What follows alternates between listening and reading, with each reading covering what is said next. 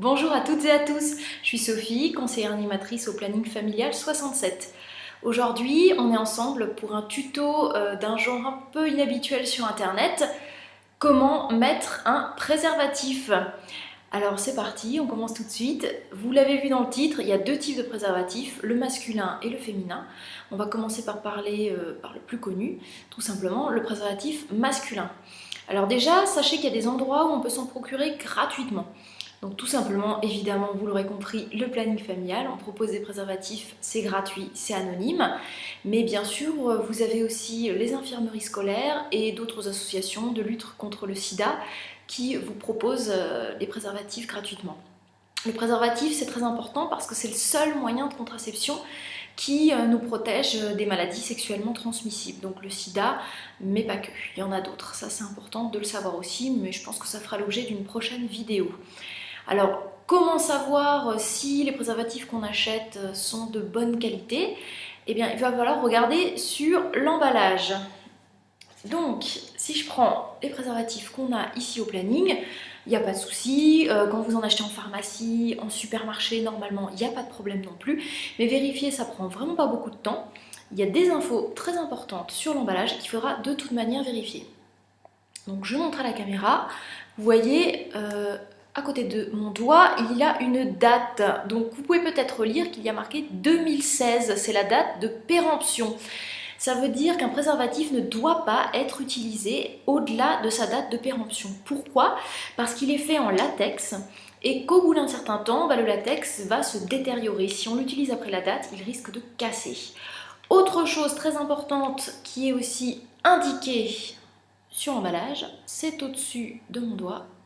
Voilà, c'est le petit logo CE, certification européenne. Mais vous pouvez aussi avoir un logo NF, il n'y a pas de problème, les deux se valent. Ça signifie que le préservatif est de bonne qualité, qu'il ne va pas casser comme un rien.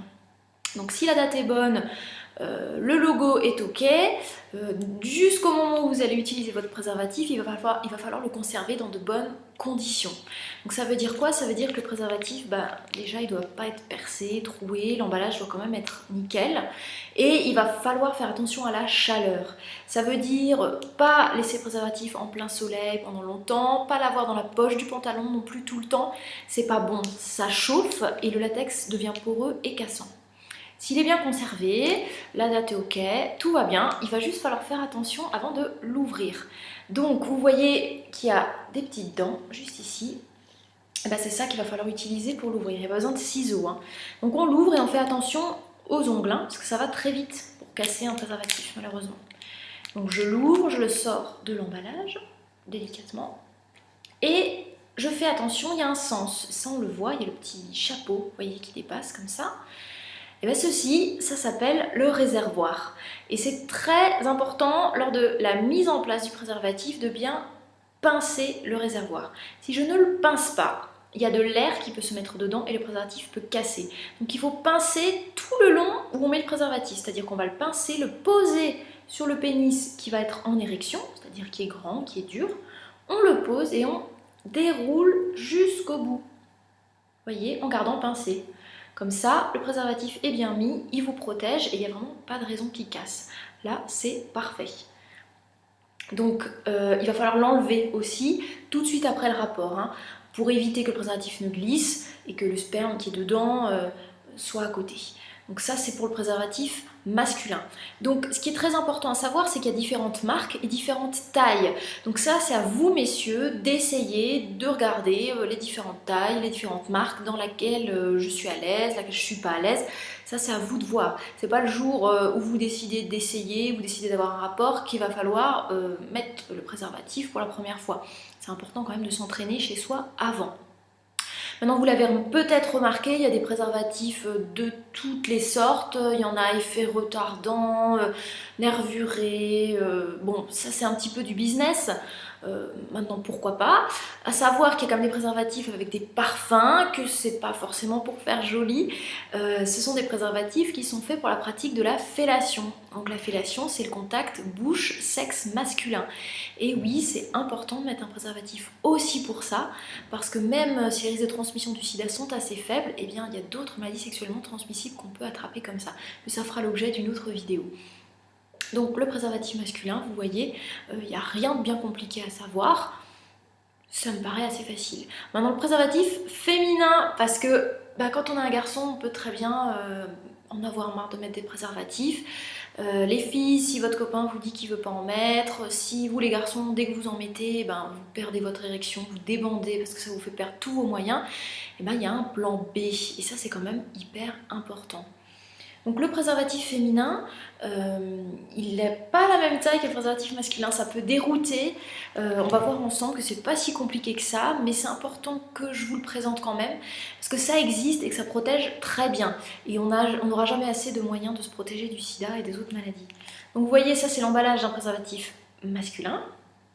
Et bien un préservatif féminin, ça a cette taille.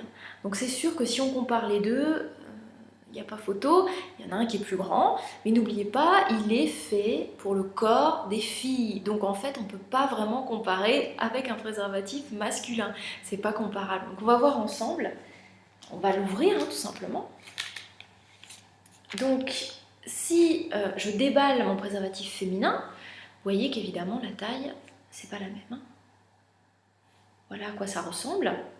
On va dérouler quand même un préservatif masculin complètement à côté pour qu'on voit un petit peu. Voilà. Et on compare les deux déballés. Vous voyez que au niveau de la longueur, c'est la même. Il y a juste la largeur qui change. Et heureusement que la largeur change. Parce que si le préservatif féminin avait la taille du préservatif masculin, ça n'aurait aucun intérêt. Ce ne serait pas très pratique à mettre et pas très pratique à utiliser. Donc maintenant que vous l'avez vu, vous devez vous dire mais comment est-ce que ça se met? Tout le monde, je pense, voit l'anneau, là ça se voit très bien, il n'est pas fixé, il est juste glissé à l'intérieur. Et cet anneau, il sert à mettre le préservatif féminin. C'est pas plus compliqué que de mettre un tampon.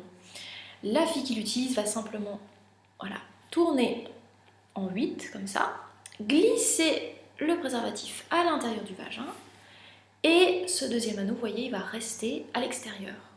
Le préservatif sera comme ça glissé à l'intérieur du vagin, le deuxième anneau restant à l'extérieur. Et l'anneau, c'est pour le maintenir en place, pour bien que ça reste en place et que ça protège bien.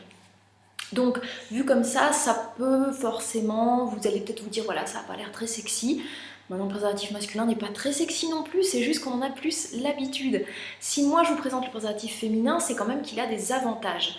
La première, c'est qu'il n'est pas en latex. Donc si on est allergique au latex, le préservatif féminin, il nous protège quand même, il n'est pas fait de latex. Alors à savoir quand même, il y a des préservatifs masculins sans latex. Ça existe aussi, il n'y a pas d'excuse. Mais le préservatif féminin, voilà, pas d'allergie. Il est aussi très résistant. Du fait que c'est pas du latex, c'est une matière encore plus résistante. Et le grand avantage quand même, c'est qu'on peut le mettre en avance. Alors quand je dis en avance, je ne vous demande pas de vous promener la journée avec, mais on peut quand même le mettre juste quand on commence à faire les préliminaires, les câlins, les caresses. On n'est pas obligé d'attendre la dernière minute comme le préservatif masculin. Et ça, c'est quand même un grand avantage.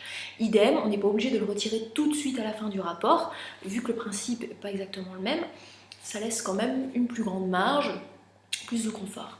Alors, à savoir, avec le préservatif, ce que vous pouvez utiliser, c'est du gel lubrifiant.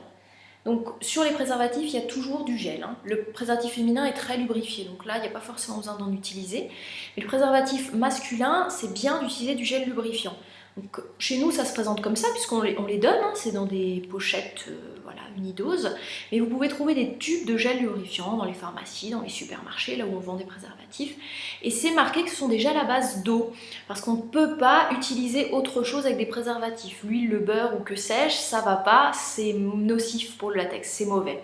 Donc des gels lubrifiants à base d'eau, ça va très bien, ça fait que ça glisse encore mieux et le préservatif a encore moins de risque de se casser. Donc j'espère que grâce à cette vidéo, vous vous serez rendu compte que c'est très facile à utiliser, qu'il n'y a vraiment pas de raison de s'en priver. Et n'oubliez pas, le préservatif vous protège à la fois des risques de grossesse et des risques de maladie.